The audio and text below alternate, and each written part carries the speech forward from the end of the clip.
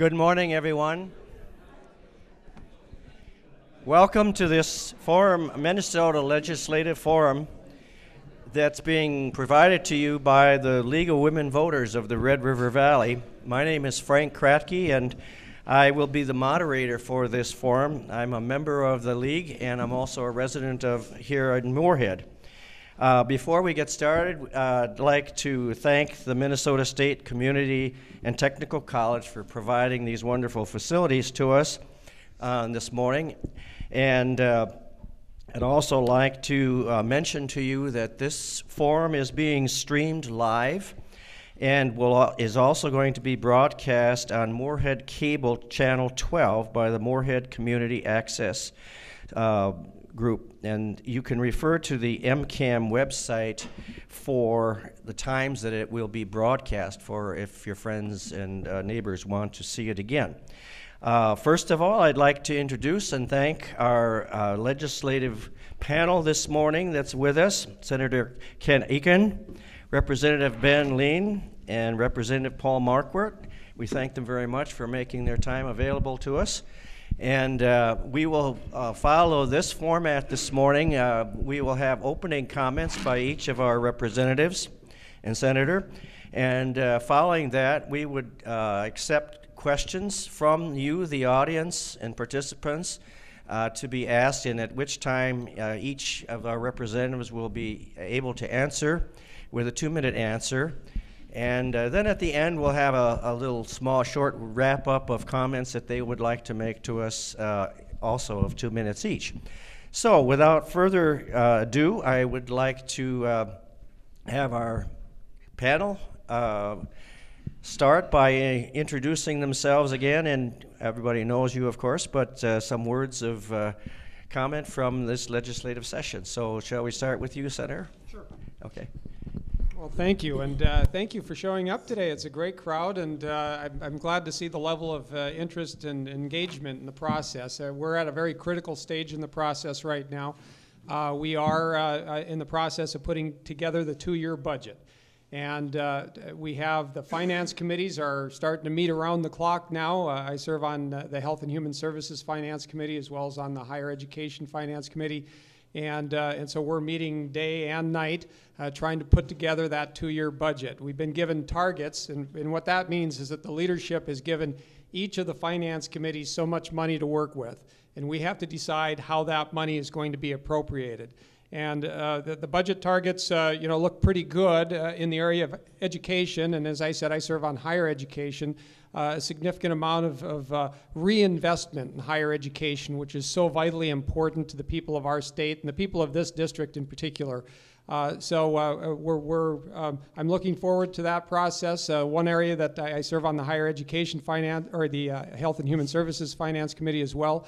That's one area where I have some concerns. The targets came in rather low. I've been pushing to try to increase those targets.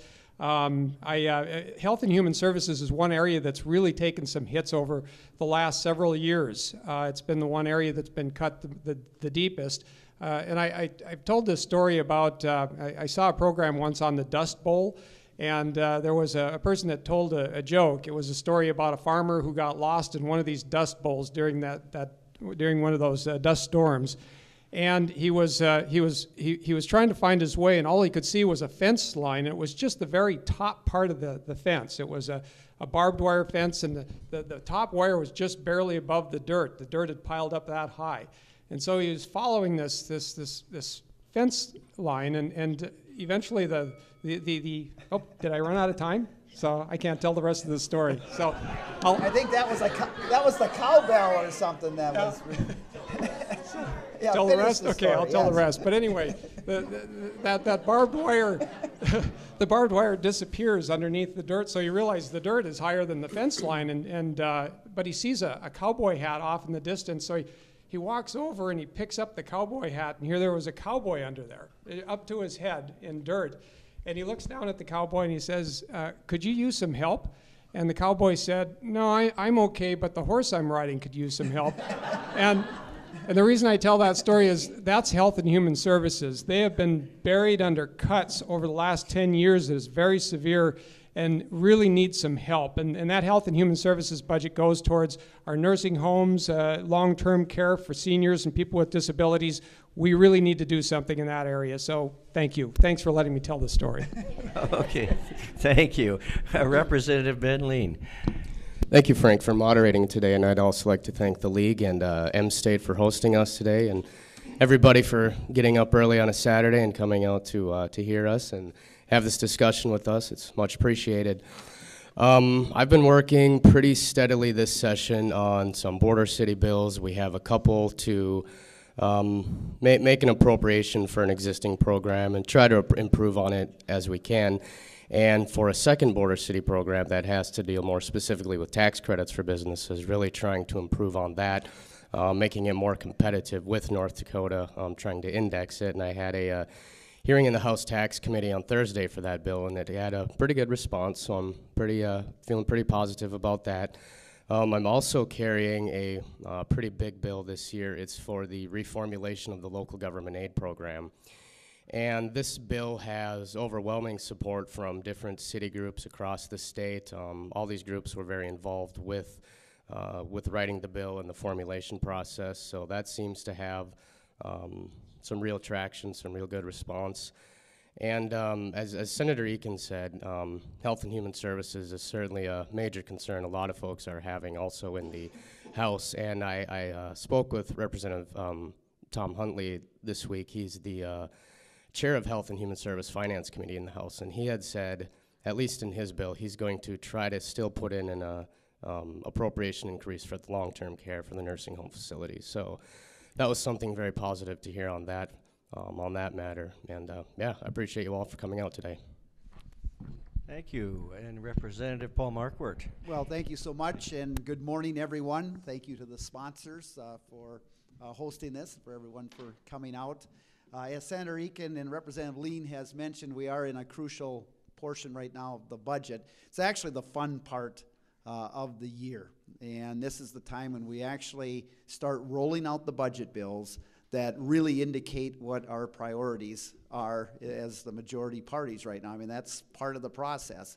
And what that is to balance the budget in a straight up, honest way without one-time shifts or gimmicks or anything else that doesn't really truly balance the budget into the future. So we're going to do that.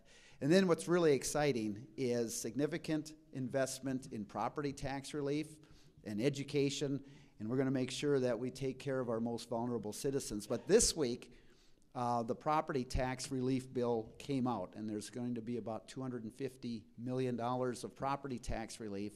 And what it probably does more than anything is send out a very strong message that we're not going to balance the budget on the backs of our property taxpayers, our senior citizens on fixed incomes, and our families and our farmers and our small businesses. And some of the parts in that is a kind of a new homestead credit state refund, where if your property taxes are high in comparison to your income, you get a direct benefit. And another area in there is increased local government aid and increased county program aid, which is going to be significant to our cities and our counties to help keep property taxes down and services up. And I have to say, Representative Lean here is just a freshman. And yet, in that property tax bill, and he's the vice chair of that committee, he is the author of that local government aid bill. And there's not many times where there's a freshman that I have seen in all my years with such significant legislation. And that he's been a champion for that, and that right now there's $60 million in that bill. So I think things look good. The bell is, the ring, round one is done, and we're ready to go. Thank you. Okay, thank you all for your opening statements. Now, we'll start. Diane has just handed me a couple of questions, and we'll start the question and answer as soon as I get them organized and have a chance to kind of look at what we're saying here. First question is, how important are community colleges in training Minnesotans' workforce, and how do you think we should increase the awareness about these facilities or these opportunities? Do you want to start with that one, Paul? Well, it's very crucial, and it's part of the system in which we are going to get to the world's best workforce, which is crucial. We start, and the education bill is going to come out on Tuesday. And we're going to start with early education, where we know the results are there, all the way align it with higher ed. And that's why the technical and community colleges are extremely important. High schools get to folks, students, career and college ready. And it's crucial that we are putting out top-notch students and we have a top-notch education. Tom Stenson, our chief economist, says that in the next decade, because of all the baby boomers retiring, is that our workforce growth is almost going to come to a screeching halt. There will be no workforce growth in the next decade, which means if we are going to increase our productivity in this state, we have to have even a better and more talented, trained workforce. And, you know, we're a cold weather state, and yet Minnesota has always led the nation or been a top leader in bringing in jobs and having a strong economic climate. And the reason has always been, and we know this, has been education. That's the one thread that has led to the strong economy that we have. Colleges, higher ed play a very, very important part. So we have to make sure that we keep that affordable, accessible, and we have to make sure we invest in these facilities. And former Senator Langseth is sitting over there, and he understood the importance of that. And we've made those commitments over the years. So it's crucial if we're going to have an economy that is going to be world class. It's going to depend very much, almost solely, on the workforce we put out there, and our educational system will determine that. Okay, Representative Lean, you want to address that also? Yeah, thank you.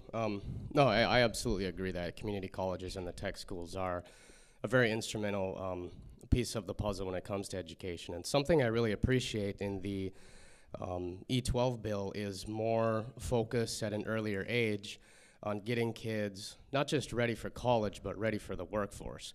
Understanding what their interests, what their skills are, and then also helping kids to understand what do I have to do to go about getting into this field. And really, what is the type of salary, what is the wage I can expect, because, you know, I need to know how, after I go to school, how I'm going to then be able to pay the debts, and if I am going to be able to pay the debts. And so the community colleges, it's just as important to me as the four-year, because for those students who have those skills that are much more refined and you know, would benefit much more in those types of industries, they need that training available. They need those resources available.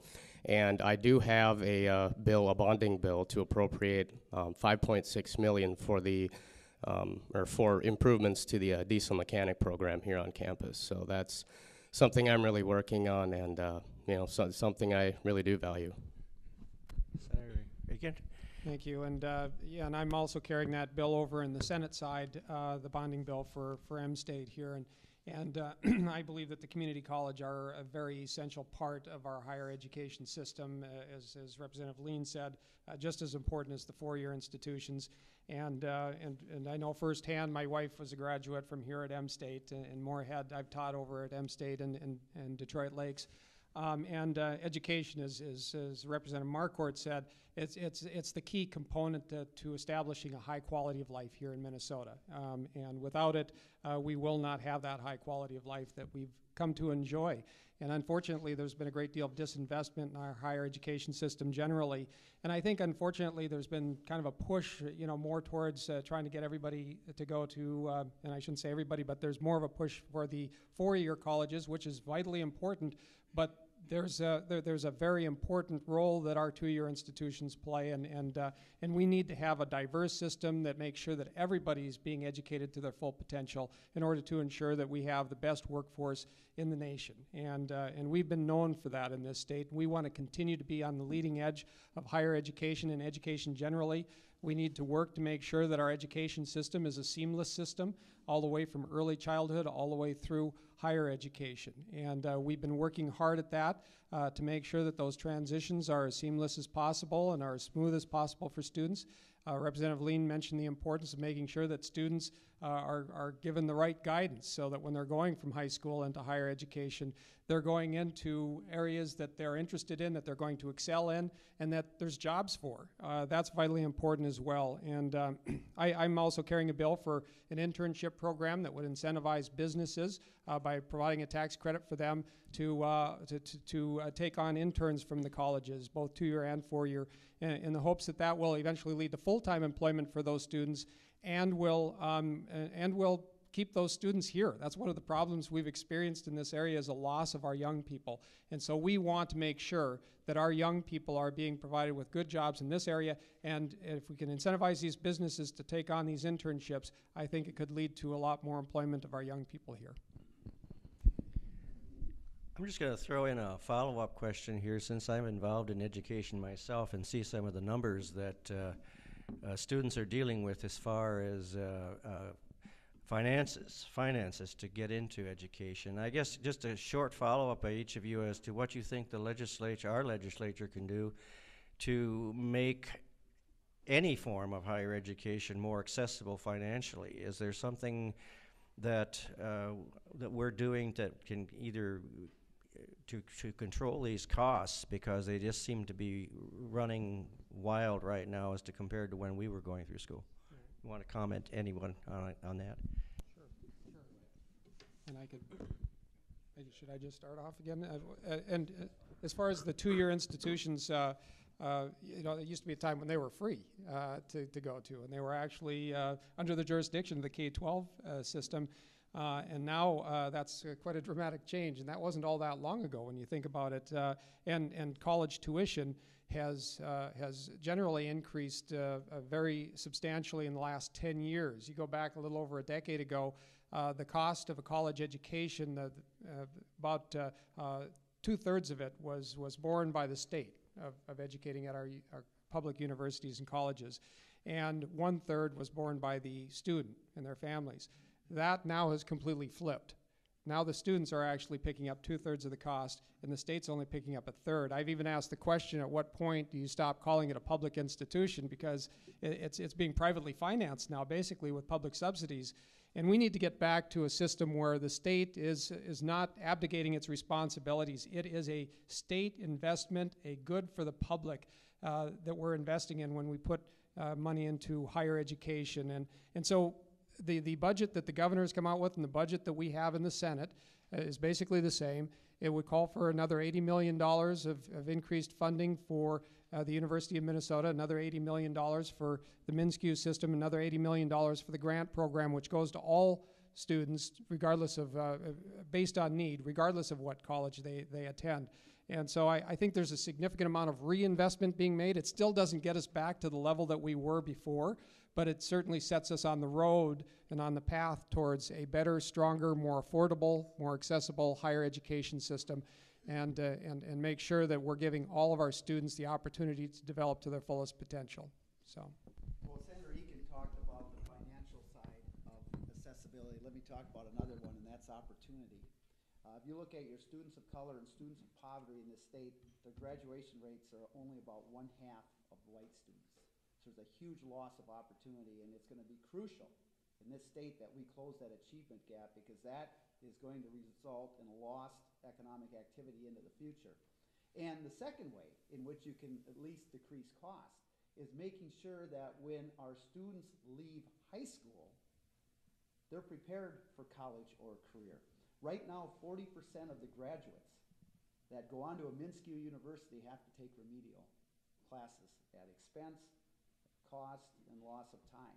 So we have to do a better job of alignment there. Also with concurrent enrollment in PSEO, there are some schools in this state that students are leaving high school with an associate 2-year degree. And so let's do as much free as we can within the K through or E through 12 system before you even get on to post-secondary. I sit on the Higher Education Finance and Policy Committee in the House, and this year the entire focus has been on tuition relief. We have heard 2 bills this year in committee, which is significantly lower than any other committee I'm on. But the time we have been spending in the committee has been really digging into the MnSCU budget and the U of M budget, taking a look at in the last 5-10 years, in light of the problems at the state level with the state deficit, what have these institutions been doing with their funding, and if we're going to continue to increase funding for new programs, you know, how are they going to be able to use that? How is it going to most effectively educate students at a real value? And so I think the ultimate bill that comes out of the Higher Ed Committee this year is going to be, number one, focused on tuition relief. And we've been taking a look at different programs, different ways we can lower tuition for students.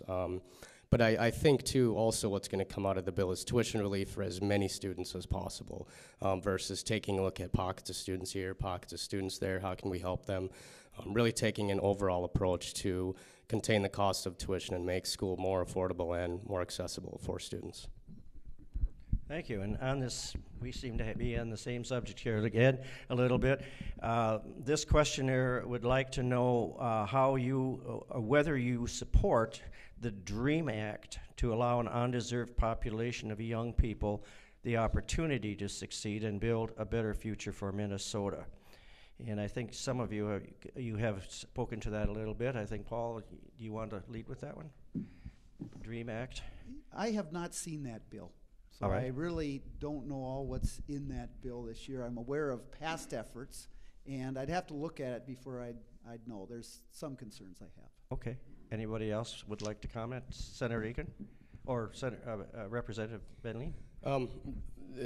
I mentioned we've heard 2 bills in committee this year, and the DREAM Act was actually the second bill we heard. We heard testimony from individuals on Wednesday on the bill, and we're going to continue to have a hearing on the bill on Monday, so we're going to continue with those. And we haven't been able to ask questions yet.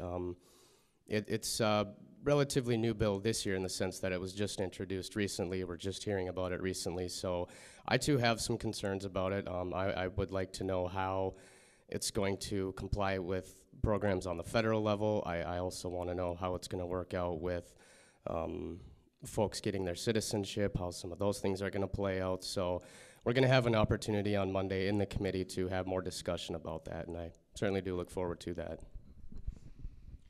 Well, and I just thought I'd mention that we also heard the DREAM Act bill in the Higher Ed Committee, and it did move out of that committee and is moving to the floor. And there were some very compelling arguments that were made as to why we should be ensuring that, you know, again, all the children in Minnesota should be provided, all the young people provided with an opportunity to get a good quality education. And that's what one of the things this bill is designed to do.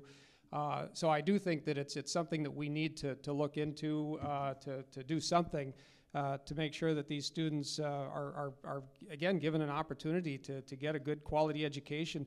They will contribute so much more back to this state. So we shouldn't, in my view, we shouldn't be turning our backs on any of the young people in this state. If we do, I think it's going to be to our long-term costs. It's really going to cost us in the long term. And we want to be, again, a state that's known for providing all of our young people with the opportunity to develop to their fullest potential. Okay. Mentioned the issue previously about workers shortage and the need to bring skills up to the right level. And I guess this questioner would like to know, on the short term, could short-term training play an important role in closing the skills gap? And their opinion is that maybe not everything needs to be for educational credit, but how would we fund that skill enhancement, if you will? Do you want to start that one over there, Paul? Yeah, I mean, that is a huge issue. The governor's workforce council says that by 2018, 70% of all the jobs in Minnesota are going to require some post-secondary education or certificate. And at the current rate where we're at, we're going to be about 150,000 jobs short of that, which is the skills gap, as you just mentioned. And when you put that potential skills gap into perspective, 150,000 jobs, that's the number of jobs Minnesota lost during this Great Recession that we've just gained back. So it's very, very significant. How you do that, First of all, I think you step up the E through 12 education system. And what's crucial is we have to align that. We have to make sure that students that are coming out of our schools, high schools, are career and college ready. That's going to solve a lot of the problem. And then we make sure that our high schools are aligned with our post-secondary institutions. Right now they're not. But for the first time actually in the history of the state, you've got the education commissioner with the higher ed office person and the Minskew chancellor working together to have an alignment process. And so when you come out of high school, you're ready. We're working on a new assessment system in the K through 12 bill that isn't just going to have a cut score. We're going to eliminate the grad test. That's just a cut score, which quite frankly hasn't been working. When you've got an achievement gap as wide as the Mississippi River, and 40% of your kids coming out of school that have to take remedial classes, the current system is not working.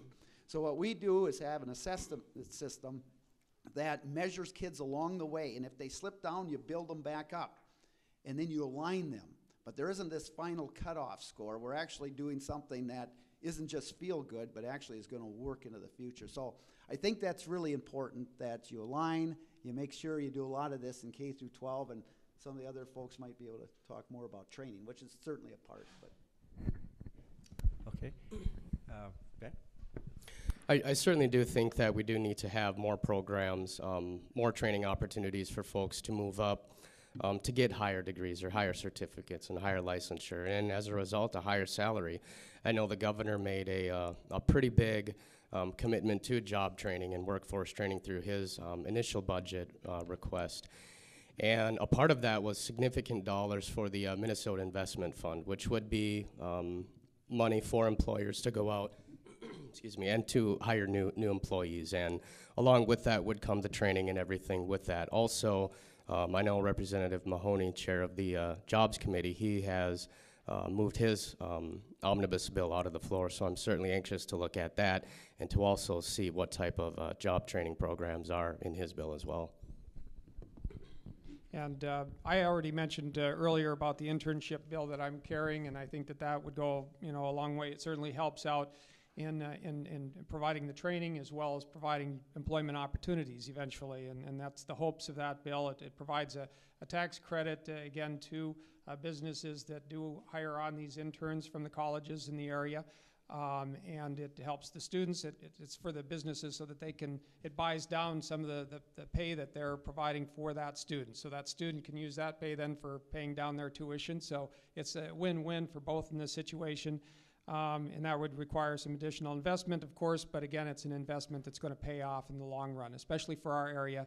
I thought I'd mention that bill does only apply to Greater Minnesota, and I'm referring to it as the 11-county metro area now because the metro area really now is expanding. They're growing by leaps and bounds in that area of the state. It used to be 7 counties, but now there's other counties that really are becoming a part of that metropolitan area, and so they're growing. They don't need the assistance there like we do out here to find employment and to keep our young people out here in our communities. So that's the reason that it only applies to our area of the state. But we definitely need to be doing more in regard to training. That's what in the 2-year colleges play the most important role in that regard. A lot of adults are going back to school. There's a lot more part-time students. I also carried a bill that would have provided more assistance for part-time students because there are getting to be more and more part-time students all the time. People who have to work, and not part-time by choice, part-time because of necessity, because they have families to take care of and they have jobs that they're working, and so they need that additional assistance. In the grant program, the way it had been working, there were a number of part-time students who were working very hard that were not getting the same amount of grant and aid per credit as full-time students or even part-time students who weren't working. And so we're trying to address that inequity as we move forward. And again, in order to ensure that everybody has that opportunity. And Representative Marquardt was talking about the worker shortage that's going to be happening. We need to provide more education for more people than we ever have before if we were going to just maintain the same level of productivity that we've enjoyed in the past, because we are losing workers by the thousands as the baby boom generation are now leaving the workforce, and we don't have the workers necessary to make up for that loss. So we need to educate, and we need to work smarter and more productively in order to maintain that quality of life and that standard of living. Okay, thank you. We are definitely sparking a lot of interest in this issue of education today. Here's a personal testimony that really is asking, the question that they're asking in this testimony is there any future funding going to high schools? And their comment is, being a recent graduate of Moorhead High, I can say that it was not the norm to have college credit after graduating. In fact, what I have heard and observed is that my fellow classmates didn't get the preparation they were supposed to get. When I was there, classes were cut and really good teachers were being let go. So back again, what is the future for high school funding for high schools? I guess really it should be Representative Marquardt is Okay. the chair. And you're the chair he's of the that? chair of the K-12 So Education Committee you in the can House, which has right. jurisdiction, by the way, of over 40% of the state budget. So that's Okay, you're on, Paul. So I get 40% of the time. No, no, it won't take it. Well, we're going to put the bill out on Tuesday, and we have goals in this bill, and the goal is to put kids on the path to the world's best workforce. And in there, we are going to put 4 main goals that we are going to strive to get to, which means to completely close the achievement gap by 2027, because in the bill we are going to fund, for the first time in the history of the state, all day, every day kindergarten. We're going to finally fund that. We know it works, we know the results, and we're going to finally get that done. And so those kids will start in 2014, they'll graduate in 2027. Our goal is to close the achievement gap. We'll have every kid graduate by 2027. Third grade literacy, 100% by 2027, have 100% of our kids ready for a career in college by 2027. That is the goal. And so what we're going to do is invest in those things that we know work. Early childhood education, all day, every day kindergarten, and then give schools the resources to be able all the way through high school, through 12th grade, to keep them aligned. We're going to have a new assessment system that isn't just going to basically measure kids at the end. We're going to take them all the way through, and if they slip, we get them back on. Failure is not an option. We're going to get them all the way here. And the final component of that, and we're going to have the resources to do that, but you can put all the resources in there that you want. We're going to have a new accountability system that's going to require schools to come up with a educational and budget plan that tells how they're going to progress towards those goals.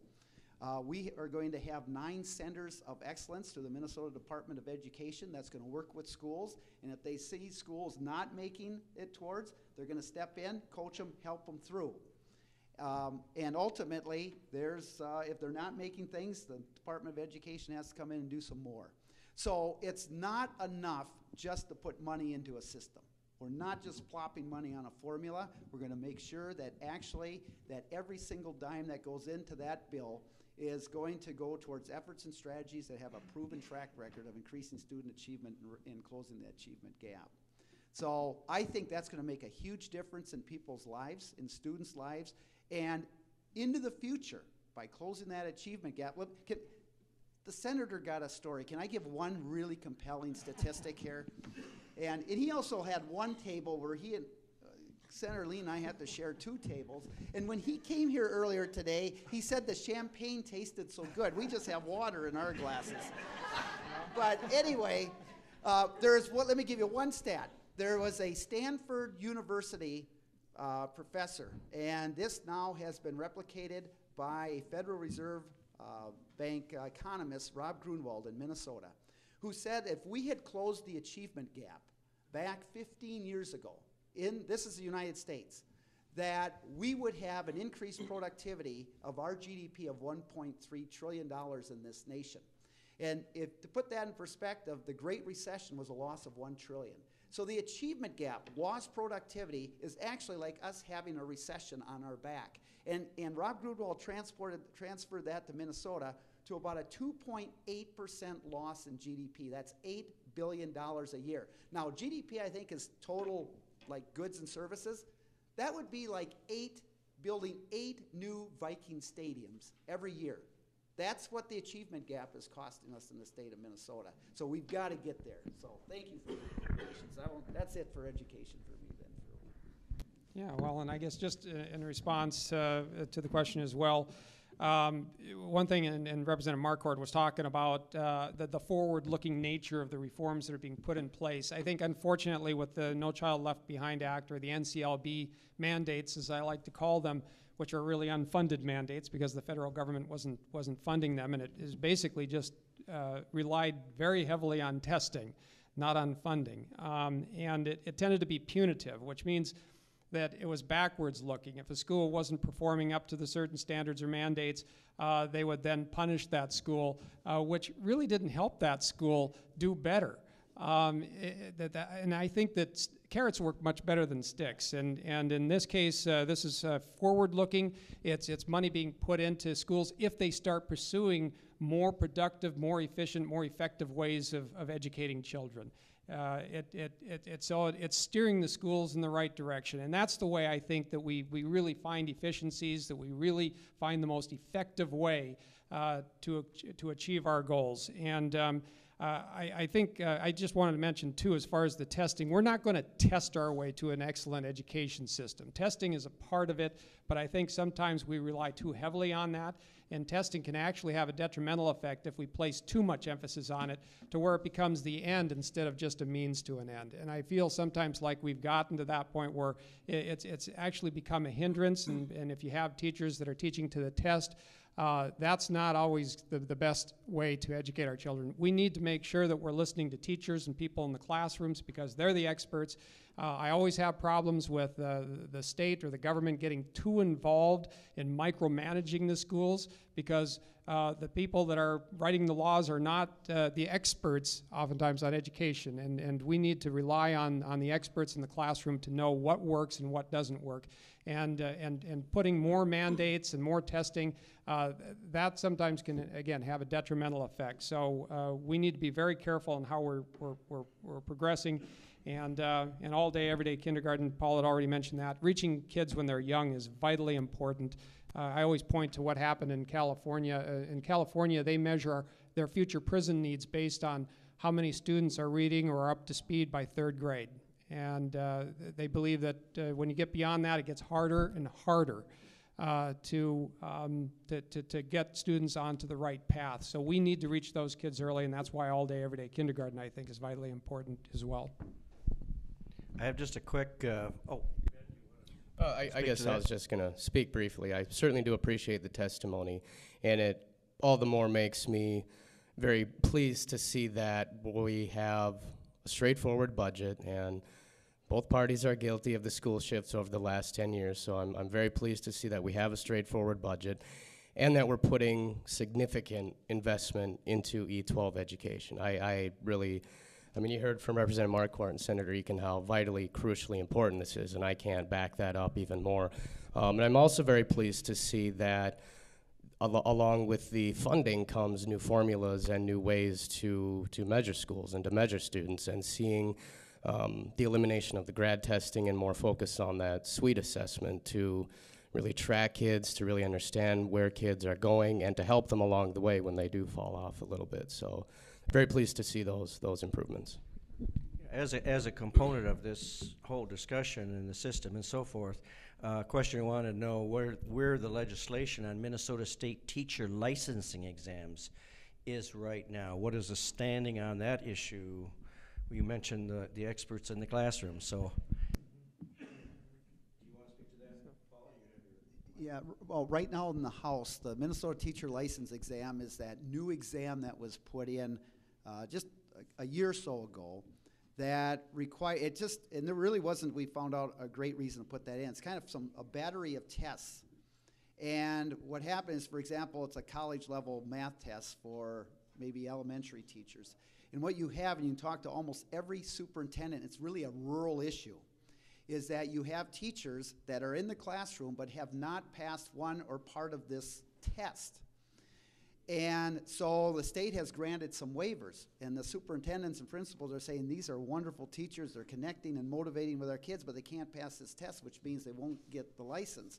And we know as a teacher, you can know all the facts in the world, but if you can't connect and motivate kids, you're not going to be an effective teacher. So what we're doing in the bill right now is we create a waiver for 1 more year. If you can't pass it, we'll give you a waiver. And then we've established a task force to take a look at that and say, hey, how do you really measure tests? And this is on top of everything else that teachers are doing. And this was added just a year or so ago. When we questioned folks about that in committee this year, there was no real rationale, other than people thought we should take higher level tests. And so I would say that those MTLEs, as they're called, are going to be eliminated, and they'll be replaced with something else by next year. And I too, in the Senate side, I know Senator Stumpf is carrying a bill on the MTLE to eliminate that test, which has proven to be extremely onerous and burdensome and not accurately measure the quality of the teacher. And that's the main problem there. It's not really a good measurement. It's again, it gets back to the problem I mentioned before about testing. It's being written by people who really aren't the experts and don't understand how to measure that good quality teaching. And good quality teaching is very difficult to measure on a paper and pen test, and hard to measure, and because so much of teaching is about inspiring students, is about turning them on to learning. And I'm a teacher myself. I've taught high school for a number of years, and I always felt that my main job was really to develop a desire to learn, a thirst for knowledge, an intellectual curiosity in my students. So that when they leave the classroom, that's not the end of their educational experience. It's just the beginning. And that's so hard to measure. One of the things about the MTLE test as well, it measures the knowledge of an issue fairly well, but it doesn't measure at all how to impart that knowledge to the students. And you can have all the knowledge in the world, but if you don't know how to transfer that knowledge to your students, it doesn't mean anything. And that requires that you be able to connect with those students. So pedagogy is so important. And again, the education system is so important to our quality of life, and the most important thing to our education system is having good teachers in the classroom. I believe the current MTLE exams have been chasing some good teachers out of the classroom and making it difficult for them to get the credentials they need to teach. And I've heard it not just from teachers, this is from administrators who are saying, we've got some excellent teachers here. These tests are blocking their way into the classroom. We need these good teachers, and that's why we're doing something about it. Well, I've received several emails from students coming out of college, MSU, and other area schools who are saying, you know, I had 3.5 GPA, I excelled through school, and now I'm getting to this MTLE testing, and I'm continuing to have roadblocks. I've taken it twice, I've taken it 3 times, and I just can't get through it. And so I really do think this is a mechanism that is holding qualified folks back from the classroom, and especially when I consider that these are people that have that desire, that want to get into the classroom. They want to be educating these kids and really helping these kids out. And if we have this roadblock that's preventing that, you know, we certainly do need to address that. And so I appreciate Representative Marquardt's work to address that and to come up with a new mechanism to assess teachers, make sure they're qualified, but then also to allow them to excel into the classroom and to reach these students. Okay, I think we're going to change our subject line here a little bit because I think we've covered that very thoroughly. Questions regarding another group of folks that we need to be aware of, and that is the homeless ones. Questions revolving around what do you think is the best investment for helping to eliminate homelessness? And another comment here from a local standpoint on the same subject. Our local homeless shelter in Moorhead had over 40 children residing there just this last week. Number of homeless families is rising sharply. Families and individuals have significant barriers such as disabilities. What can be done to provide services to these family groups specifically, and what kind of financial or supporting mechanisms can be provided. So, would you like to lead with that, Kent? Sure, thank you. And this is one of my concerns with the Health and Human Services budget, is to make sure that that's large enough to ensure that we can provide services for those homeless, and as has been mentioned, the high number of children that are homeless. And I don't, you know, I don't care what people think about why the adults might be homeless, but nobody can blame the children for being homeless. And these children need to have a stable, healthy, secure environment in order to thrive. And again, that's an investment in our society and in our future. If we invest in these people and in these children in particular, they will become very productive. They will achieve their goals in life and their dreams, and we should, again, give every child that opportunity. I really want Minnesota to be a true land of opportunity where every child has that ability to thrive and to prosper and to develop, again, to their fullest potential. And homelessness is such a roadblock to that, that I do think it's a critical issue that we need to focus on, and I think it's even more critical here in the Moorhead area. We've had some real issues with homelessness and with children in particular, but homelessness generally, and so we do need to increase investments in that area to provide that stability and to ensure that all of these people have that ability or that opportunity. I'd mentioned the DREAM Act earlier too, and one of the compelling arguments there again was the same thing about making sure that those children have an opportunity to develop. And we are going to need to have, again, because of the worker shortage and because of the loss of people in the workforce, we're going to have to work harder to make sure that every person in our society that enters that workforce is working the most productively they can, and addressing the homeless issue will go a long way in that direction. But generally, again, my concern about homelessness and about the funding for health and human services generally, sometimes these are the most vulnerable, least powerful people in our society. And I think that's one of the reasons that we often see the cuts being made there most severely. They don't have organized lobbyists down there in St. Paul, high-paid lobbyists who are lobbying on their behalf. And so that makes it more critical for us as citizens to speak up on their behalf. So. Thank you. Representative Lee?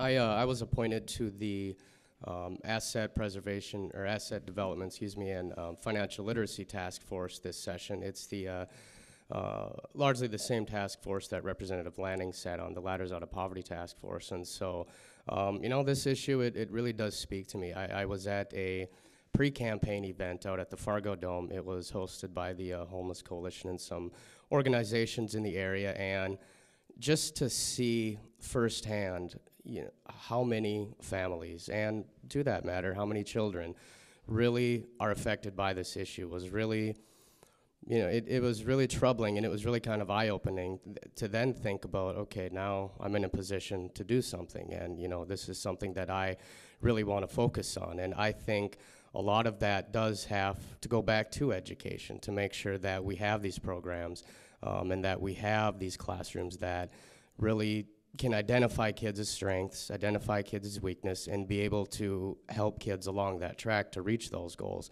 And I also really think some of the job training programs that we spoke about earlier are really going to help that out significantly.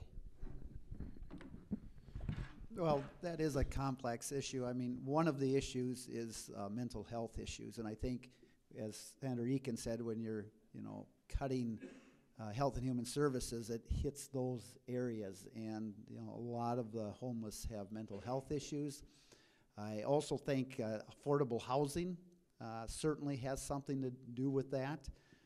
We have a high percent of folks who can't afford housing, or is what you call cost burden, which means they're paying over 30% of their income in housing. And I think part of it, and Senator Eakin talked about this too, is opportunity. And I think that's where, again, education is the great equalizer as far as trying to provide that opportunity. But very concerning is that I know here just in the Fargo-Moorhead area, there is a high number of children that are homeless. And a University of Minnesota study, and I don't think anyone really needed this study, says that there's a correlation between the housing stability of a child and their academic success. And so when you have students that are very mobile or homeless, that is going to hurt chances for academic achievement and ultimately hurt our economy. So it's a multifaceted concern. There's no just one area, but also a high percent of your homeless are veterans. And so it is an issue, and the governor did, and I forget how much, but he had some specific areas that he put into housing and issues with the homeless and mental health issues. So the governor actually has made that a priority. And somewhat related to, because we're talking families issues, this questioner would like to know about the Family Economic Security Act. Where is it at, I suppose, in legislation, and do you support this approach of this act? Yeah, and that does deal with the minimum wage, and Yes. And there were actually 5 bills that were moving on the minimum wage, and that wasn't the specific one that has moved forward to the floor of the Senate. I did sign on to that one, but there is going to be, I believe, a minimum wage increase this year. The question is how much, and the range of all the bills was anywhere from $7.25 an hour up to $10.55 an hour was the highest one, and that wasn't the economic security one, but there was a wide range, and so we don't know where it's going to be yet, and again, it hasn't passed yet, but I'm anticipating that something will come out of it. The $7.25 would just bring it up to what the federal minimum wage is right now, because the state minimum wage is far below that at this point. But so again, it goes anywhere from just bringing it up to the federal minimum wage up to $10.55. I think something will probably happen there, but it's right now it's just sitting on the floor. It hasn't been voted on the Senate yet. Well, I certainly do support bringing the minimum wage at least up to the federal level. I mean, that's the minimum, the least that we can do. And I really feel that we have to do that. Talking about poverty and homelessness and things, I mean, really, if we were to look at what a livable wage is, we're talking the $14 an hour area. So to be going from $7.25 at the absolute most up to 14, I think we at least have to ally ourselves with that federal level, and that's the first step. Some other bills that have been introduced would eventually kind of index the minimum wage based on inflation, so it would over time come up to that $9, $10 an hour area. So I'm certainly going to be taking a look at all these different bills that come through, and at least I think we need to get our minimum wage up to that federal level. Like with so many bills, there's always a balancing act. How do you improve the purchasing power of folks, but also, especially when you're along the border here, to balance that with the competitive nature for businesses. So that's always a tough one. I do believe that one of the best ways in which you can create jobs in the economy is to increase the purchasing power of the consumer. And I think that's really important when we can do that. And Henry Ford used to pay his employees really well so they could buy his cars. And I do think that principle applies here. And when you really think about it, and what kind of gets me is that you have certain state legislators who won't even look at a minimum wage increase. And right now, let's say it's federal, Minnesota $6.15, federal $7.25. So for an 8-hour day, that's about $60 a day if someone was on minimum wage. And yet, us as legislators, we can qualify up to $76 a day in per diem. That's above our salary. $76 a day, tax-free, in per diem, but we're not willing, well, I am, but some are not willing to raise someone's minimum wage to $60 when I can get up to 76. I have a problem with that, and they have to pay everything out of that, where we still have our other salary. So I just think it's, if we're looking at poverty and opportunity and other things, it has to come up. How much? I think the $10 is a little too rich for me, but certainly I think a little bit over 725 would be good. Just thought I'd mention that the bill, I believe in the Senate, is at 750. I think is what's moved to the floor in the Senate. So, and there was questions also about whether there should be indexing or not. That's not included in the Senate bill that's moved. So indexing so that it would increase with the cost of inflation. That's again not in the Senate side. Okay. There are some questions here regarding energy legislation. And these two questions kind of come together, but they're somewhat in opposing form. One questioner wants to know what is being done to move Minnesota to a leadership role in energy sources and that don't require burning anything. In other words, getting us away from burning fossil fuel. And another questioner on the same subject is concerned about the omnibus energy bill, but feels maybe it's proposing some unrealistic targets for energy resources.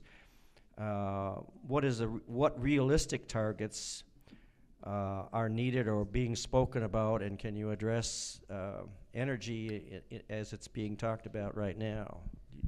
Very good. I can Interested? start. Yeah, it's certainly energy is one of those issues that there's a million different sides to it.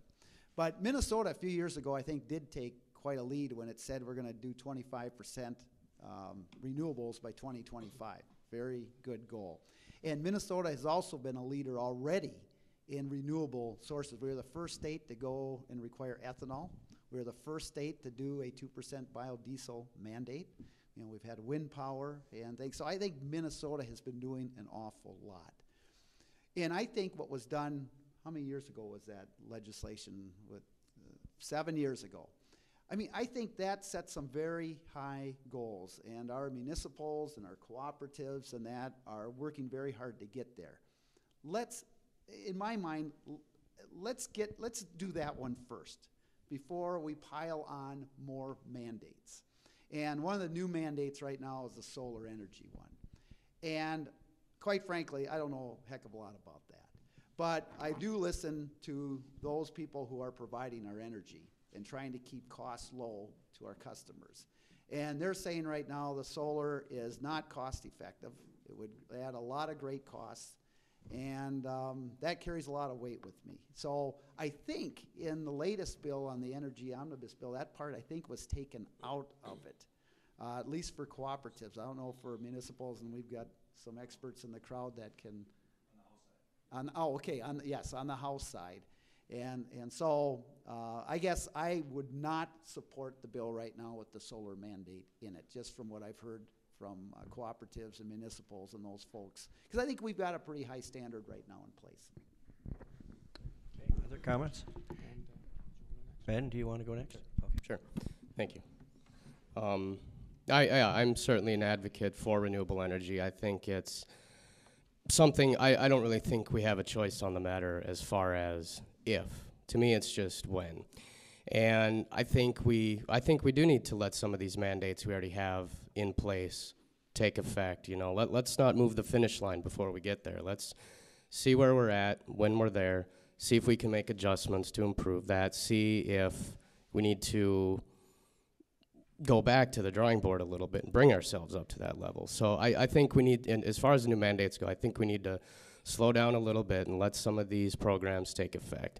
And I've certainly been in touch with Morehead Public Service and a lot of the other rural legislators to have these conversations about, okay, how is this going to impact the municipals? How is it going to impact the co-ops? You know, what are we ultimately getting here? And I'm certainly proud to see the city of Morehead itself take some action on the wind energy. I know there's a project out for solar energy. So, you know, I think the city of Morehead is taking those steps itself to put ourselves in place for the future.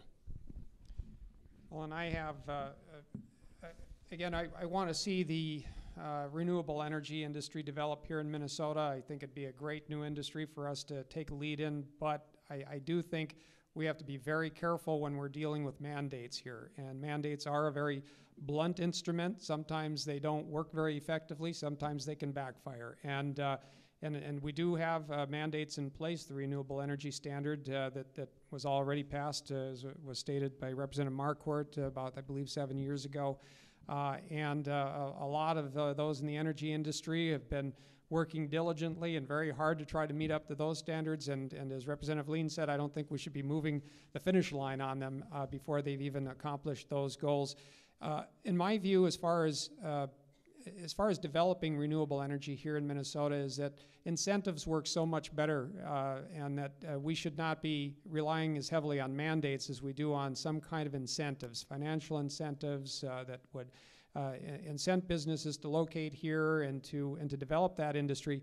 That's much more effective and efficient in my view, and that's and I've mentioned before that I prefer using carrots over sticks, and that would be the carrot method of incentivizing renewable energy industry, but not using mandates, which is the stick, and which has been and can do real harm to our energy industry here in Minnesota.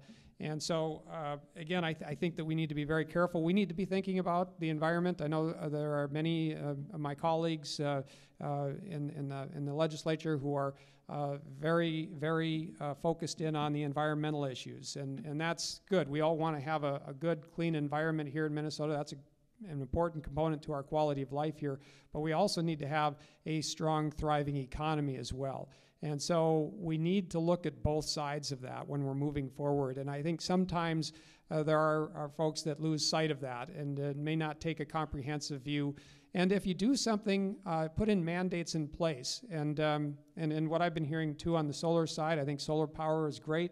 But what we've been hearing from those in the industry is that it's not quite there yet as far as being able to, as far as the efficiencies are concerned. So again, we have to be concerned that we're not pushing so fast that we get out ahead of what the technology can provide at the time. And we want to make sure that we're doing things right. And if you put in mandates that fail, and that create a big backlash because you've done undue harm to the economy, that sets back the whole environmental movement too. So I've made that case to some of my friends who, again, I feel may focus at the exclusion of the economy, telling them you need to look at the economy as well.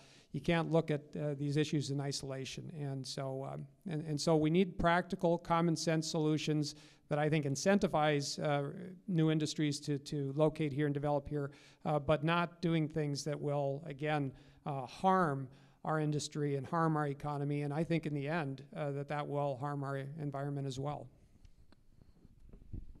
Thank you.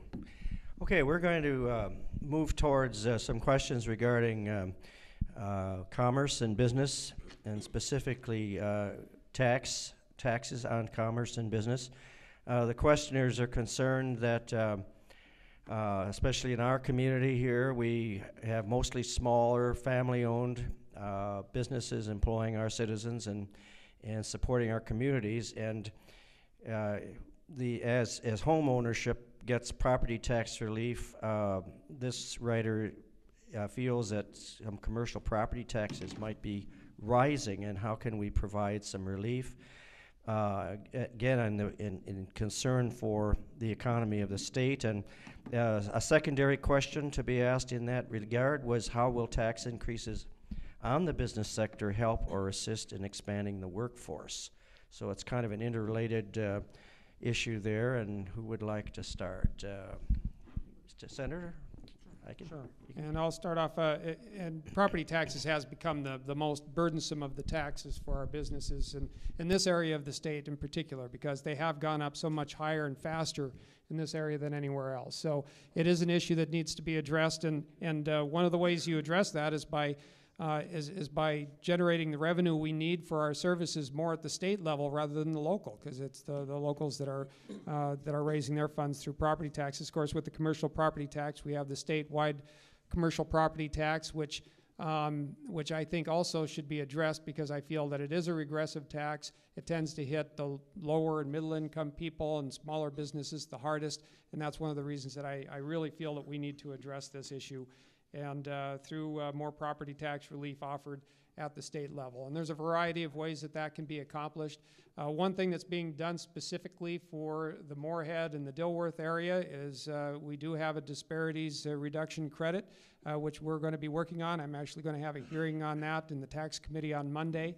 And what that does is that keeps our tax rate, somewhat comparable to what the North Dakota property tax rate is. And so we're working on that, trying to keep that going. There's other border cities legislation that's also being worked on, the enterprise zones to help with existing businesses, and certainly we want to attract new businesses here as well and expand the businesses that we have. So property tax is a critically important issue, and I believe that the second part of the question was dealing with the was it incentives or? Yes.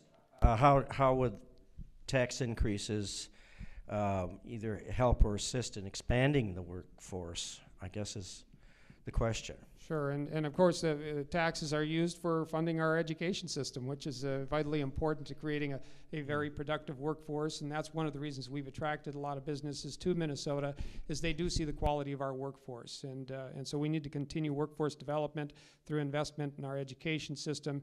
And certainly those taxes are also important for building the infrastructure we need, the technological infrastructure and our transportation infrastructure, the roads and bridges that are so vitally important to our businesses in our communities here. And so all of these things are important, and I know there's always the issue about taxes, the negative impact that may have on businesses. We always have to be cognizant of that, especially next to North Dakota here, because they're such an anomaly in North Dakota, and that creates a real challenge for us here on the Minnesota side, especially in cities like Moorhead and Dilworth, where we're right here on the border, and so we have to. It doesn't take much, to discourage businesses or move them across the river. So that's why this border cities legislation is so critically important, to trying to shield some of our border communities. And just one word about North Dakota. We do a One Minnesota conference at the beginning of each legislative session. And at the beginning of it, they bring in experts, and they talk to legislators from both sides of the aisle, comparing us with other states. And this expert got up from the National Conference of State Legislatures, and the first thing he said was, don't compare yourself to North Dakota. Of all the states in the nation, don't compare yourself to North Dakota, because they are such an anomaly. They are bringing in so much oil money. They get so much federal money. They get more federal money per capita than any other state in the nation except Alaska. So they are flowing in revenue. And my response to that was, well, we have to compare ourselves to North Dakota. We don't have that option. So we have to always be aware of how whatever we do is affecting the businesses in those border communities. Yes, Representative Lean. Thank you. I campaigned on property taxes, and that is what I've continued to work on throughout session, is property taxes. As Senator Eakin had mentioned about the border cities bill, we're working on the House side at least, $1.5 million appropriation for that. Of that program, a lot of those dollars can be used by businesses to, or I should say, can be used by the cities to help businesses with their property taxes, those border cities. And also with that disparity credit, also that Senator Eakin had mentioned, that's a program that I'm carrying on the House side as well. And what that bill would do is index the commercial industrial property taxes based on the neighboring city in North Dakota. So for example, we'd be taking a look at the rate for commercial industrial in Grand Forks and setting that for East Grand Forks, and then taking a look at the lowest rate on the Fargo side and setting that for Moorhead and Dilworth. So that's also something that I'm really working on. And also, I think we have to take a look at when the homestead credit was eliminated last year, we saw an overwhelming burden be placed on the businesses and the agricultural property across the state.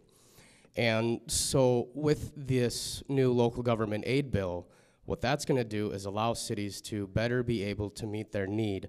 So those local government aid dollars are going to come in place between a city's levy and a city's unmet need, and that will significantly bring property taxes down across the board for everybody. And also something about the local government aid bill is that cities are going to much more be able better to plan what they're going to get year to year in that program. So they're going to be able to have a more reliable source of aid, which again will result in property tax reductions for everybody. I'll Representative? start with the tax side first. I mean, property taxes are especially burdensome to businesses because regardless of how well you're doing, you have that fixed cost on the property taxes. And that's been huge. I mean, property taxes have gone up on properties and everyone else significantly in the last 10 years. Local government aid, I've always considered out in rural Minnesota probably the best economic tool that gets out there because it's one of the things that really, one of the few things that directly kind of benefits businesses because it allows cities and counties to keep their property taxes down but also their services up. And the disparity reduction credit bill that Representative Lean and Senator Eakin are carrying roughly would lower the effective rate by about 0.5%, which on a $200,000 valued business would be about $1,000 in property tax relief if we can get that through. So that's significant.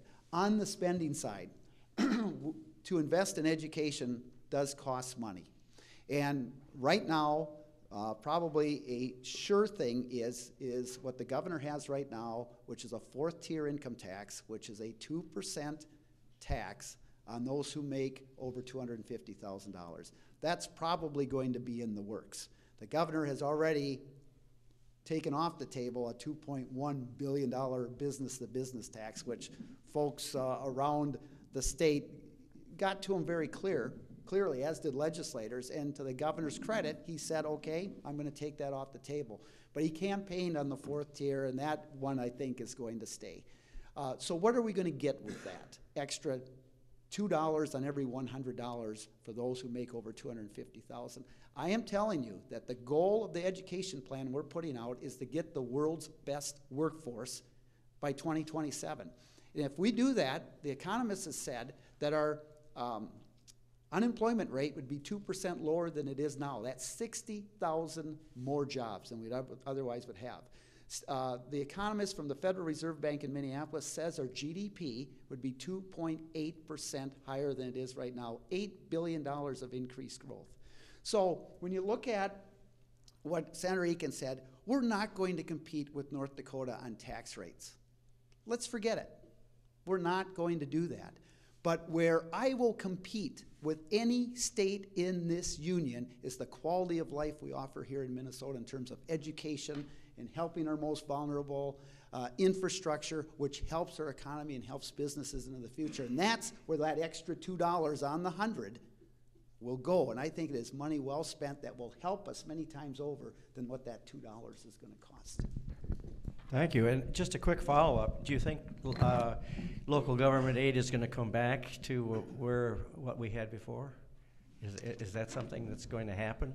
Or are we moving towards that? Well, I think this new formula is much better than what we had in the past.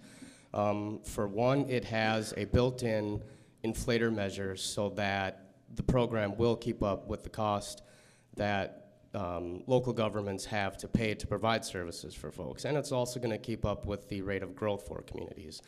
Also, there's a provision, as I mentioned a little bit earlier, how cities are going to be able better to rely and predict what funding they're going to get, and that's based on last year's funding against this year's unmet need and making up that difference.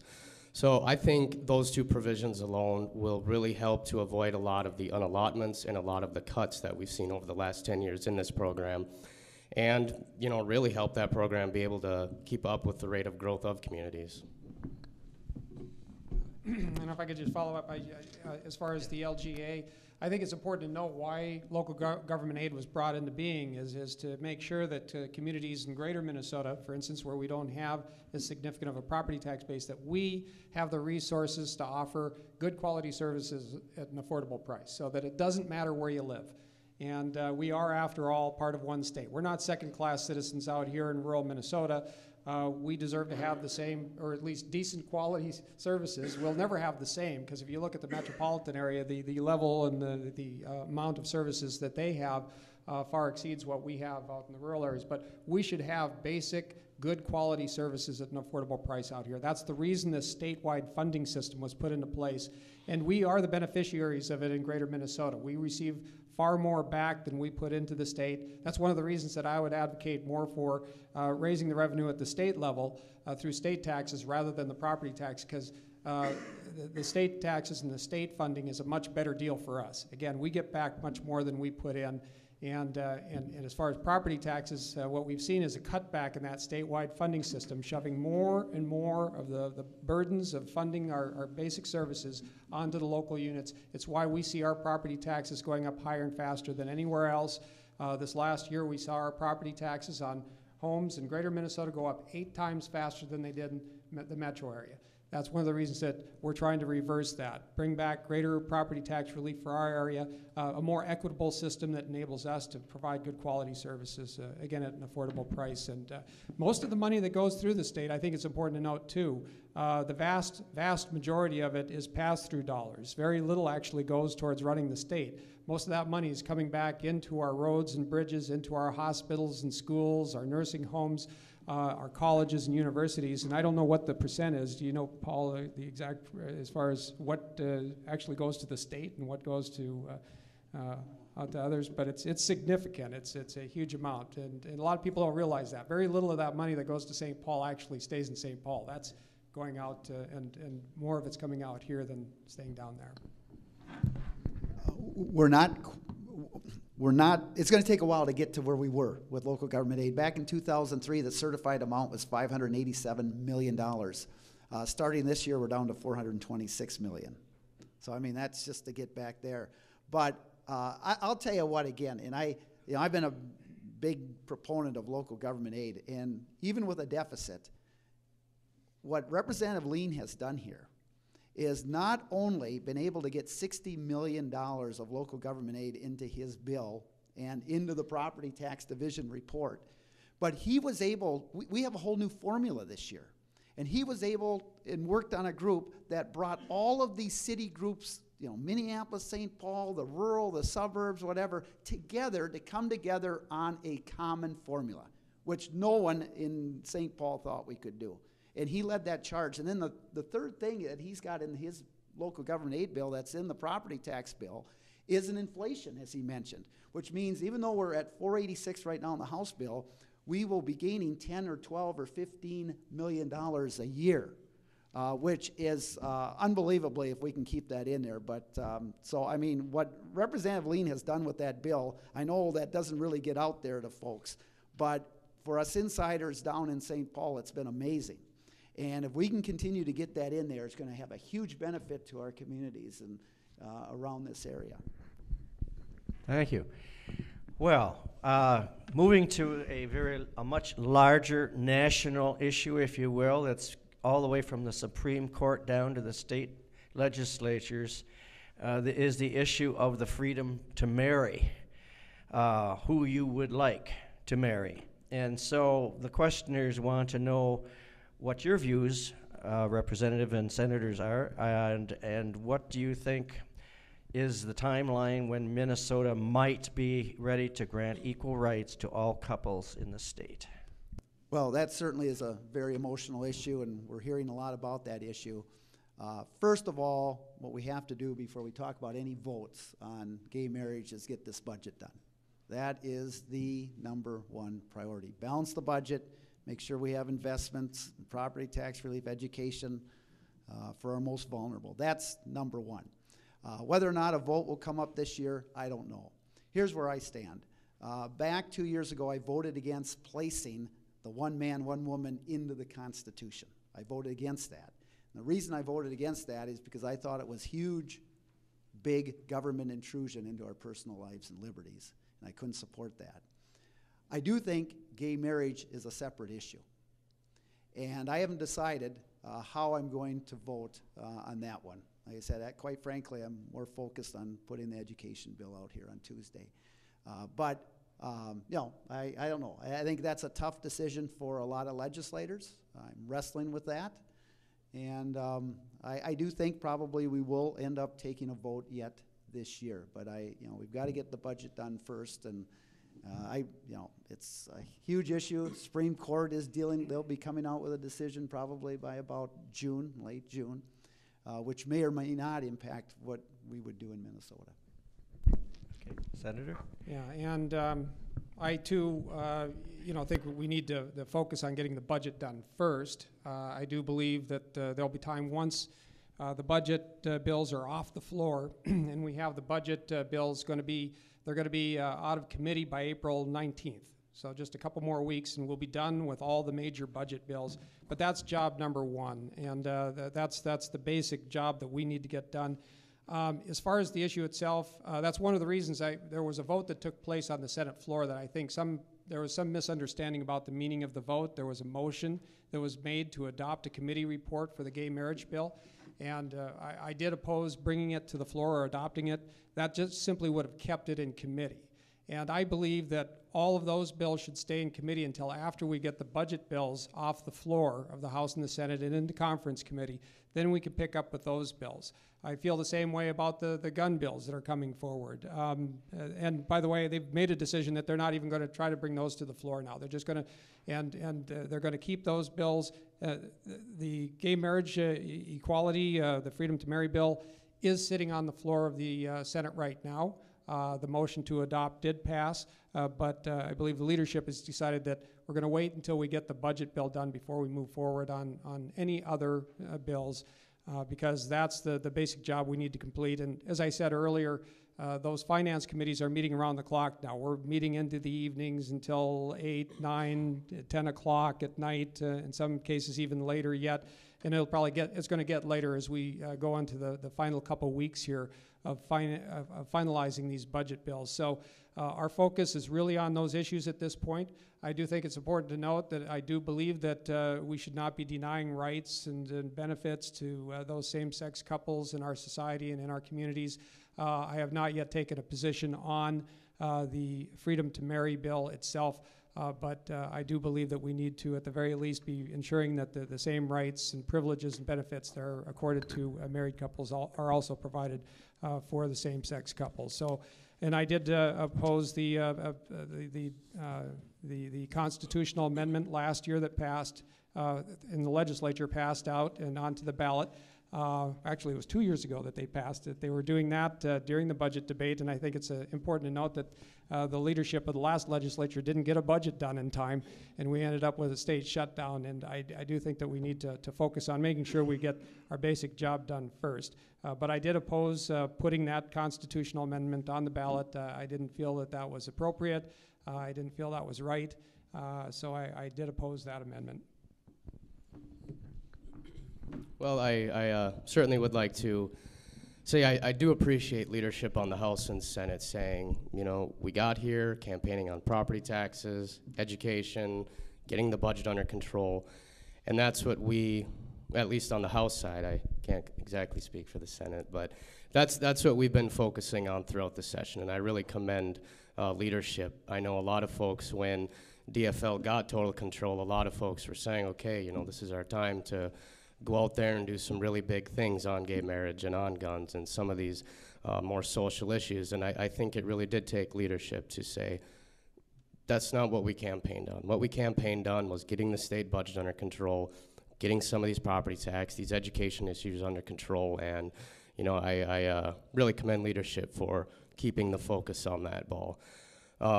With that being said, the gay marriage bill, it was moved out of the Civil Law Committee, and it is on the General Register now. So the next step would be the House floor. Again, leadership has said, we're going to take care of the budget first. Representative Tim Kelly introduced a civil union bill, so I'm sure that will get some debate and some discussion. I was on with Joel Heitkamp a couple of weeks ago, and he had asked me this on the air, and I said, Joel, throughout the whole campaign, I was very clear that I have friends, I have family who are part of the LGBT community, and personally, I can't turn my back on these folks, and now that I'm in this position politically, I can't turn my back on these folks. So I don't know exactly what form of the bill will come out. If it will come out, that I don't know either, but when it does come out, it is something I will support as a matter of principle to these people who are in my life. Thank you.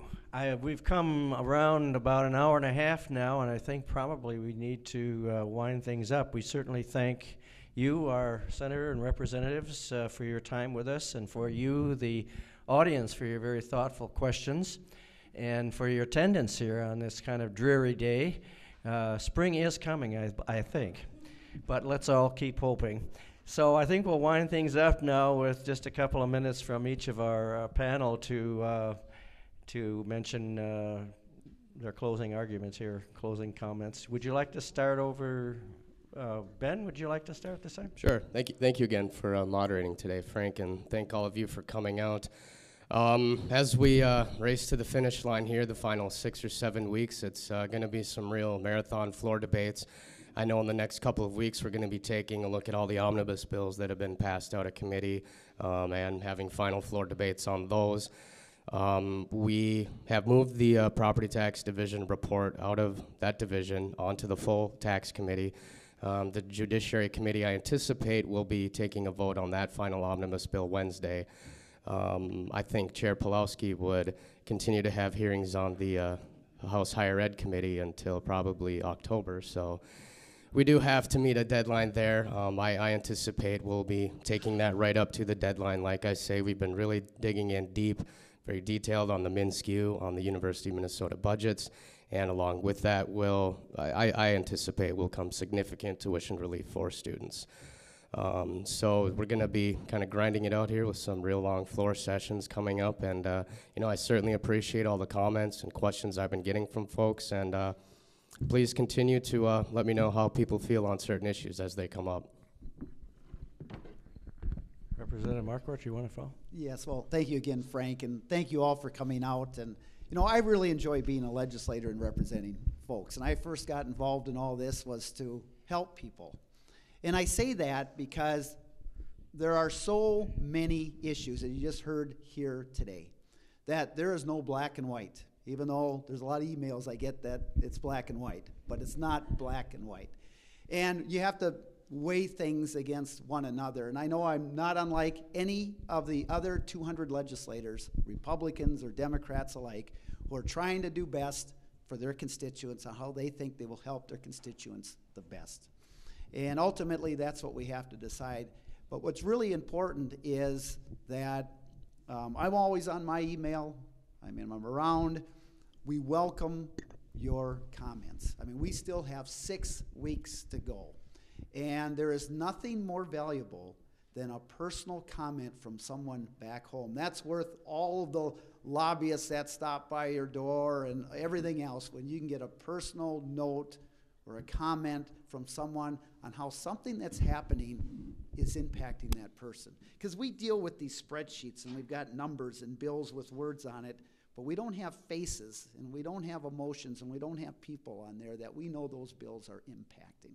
And so please, and I know we've got some great advocates in the crowd here that we've talked to, but all the legislators, we're trying to do what's best, try to make it best for improved quality of life in our community, and we welcome, and I welcome any help and comments that we can get. And thanks for coming out here, and we're gonna, no matter what happens, we're gonna keep this a great state and into the future. Senator Egan. Well, thank you, and I'd like to thank everyone again for attending today. And again, it's some pretty important issues that we're grappling with right now. And I want to say that it's really such a privilege and honor to be serving with Representative Lean and Marquardt, and outstanding representatives. And we're a real team, and I think that's important. We need teams in St. Paul advocating and fighting for our concerns, and we'll continue working together to make sure that our concerns are being addressed and being heard. I'm going to end with, I guess, one of the issue that I started off with again, because I think it is so important, and that is, again, the funding for long-term care in particular, because I have some real concerns there. And there was a legislator, a former legislator, who during those austere times of the last 10 years when we saw the budgets at the state shrinking and shrinking and shrinking, he said that it was like a water hole, and that as the water hole dries up, the animals around it start to look at each other in different ways. And we've seen that happening over the last 10 years, a lot of equally worthy causes fighting against each other. And by the way, I pointed out to him that I didn't think that the water hole was drying up, it was being drained, and that we needed to stop people from draining it. But the fact is that now we have an opportunity to make sure that the water hole is big enough to ensure that we can educate our children and take care of our seniors, take care of those with disabilities, and fix our roads and bridges. We can do it. And I think it's a false choice to say that we don't have enough to do all of those things. You're going to have to choose. Are you going to take care of your seniors, or are you going to take care of people with disabilities? Are we going to educate our children, or are we going to fix our roads and bridges? No, those are false choices. And I don't want to see equally worthy causes being pitted against each other here. Our job, in my view, is to make sure that water hole is big enough so that we can provide all of these very important services and make sure that we have a quality of life in Minnesota that is second to none. And that requires some investments be made. And certainly, you know, the point was made earlier, you know, we're not going to get there just by throwing money at things. We need to make sure we're doing things efficiently. And in the area of health and human services, we are looking at that, trying to find the most efficient, most effective ways of doing that. And one of the reasons we need to do that, as well as find more funding, is because of the age wave that's coming. The baby boomers, they're retiring at unprecedented rates. We're facing a situation that we've never seen in the history of the world as far as the number of people that are now entering retirement years. Many of them are going to be needing long-term care services. And so if we don't get out in front of this age wave, it's going to swamp us. And it's going to consume all the resources we need for everything else. For education, roads and bridges, what have you, it's going to consume all of those resources. So we need to make some investments now, and it's why, and some people don't want to talk about it, I think, because it's such a daunting task. You know, you look out there and you see this age wave coming, and some people just prefer to ignore it and pretend it's not there. But we do that at our own detriment, and so we need to focus the spotlight on those issues, address them now. We'll be better off for it in the future. It'll help everybody in our state if we do so. So again, just wanted to emphasize that point. So again, thank you for everything. Well, thank you. And on behalf of the League of Women Voters of Red River Valley, we thank our panel and thank our constituent audience here today. And I think we should give our panel a hand.